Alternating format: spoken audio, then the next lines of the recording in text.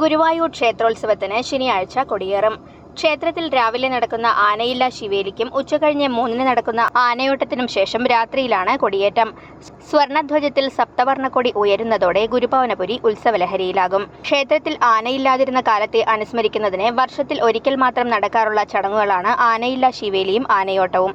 രാവിലെ ശിവേലിക്ക് ശാന്തിയേറ്റ കീശാന്തി നമ്പൂതിരി ഭഗവാന്റെ തിടമ്പ് മാറോട് ചേർത്ത് കുത്തുവിളക്കിന്റെയും വാദ്യത്തിന്റെയും അകമ്പടിയിൽ നടന്ന് ശിവേലി പ്രദക്ഷിണം പൂർത്തിയാക്കിയാണ് ആനയില്ല ശിവേലി നടത്തുക.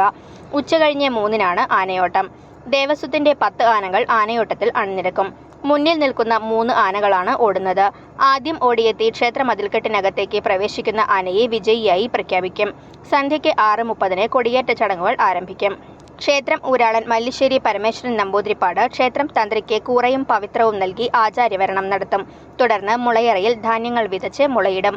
സപ്തവർണ്ണ കൊടിക്കൂറയിലേക്ക് ദേവചൈതന്യം സന്നിവേശിപ്പിച്ചതിനു ശേഷം തന്ത്രി കൊടിയേറ്റം നടത്തും. ഉത്സവ ദിവസങ്ങളിൽ ക്ഷേത്രത്തിലെത്തുന്ന മുഴുവൻ ഭക്തജനങ്ങൾക്കും രാവിലെ ഭഗവത് പ്രസാദമായി കഞ്ഞിയും പുഴുക്കും നൽകും. ദിവസവും കാഴ്ചശിവേലിക്ക് പ്രഗത്ഭരുടെ മേളം അകമ്പടിയാകും. രാത്രിയിൽ ശ്രീഭൂതബലിക്ക് ഗുരുവായൂരപ്പനെ വടക്കേ നടയിൽ എഴുന്നള്ളിച്ചു വയ്ക്കും.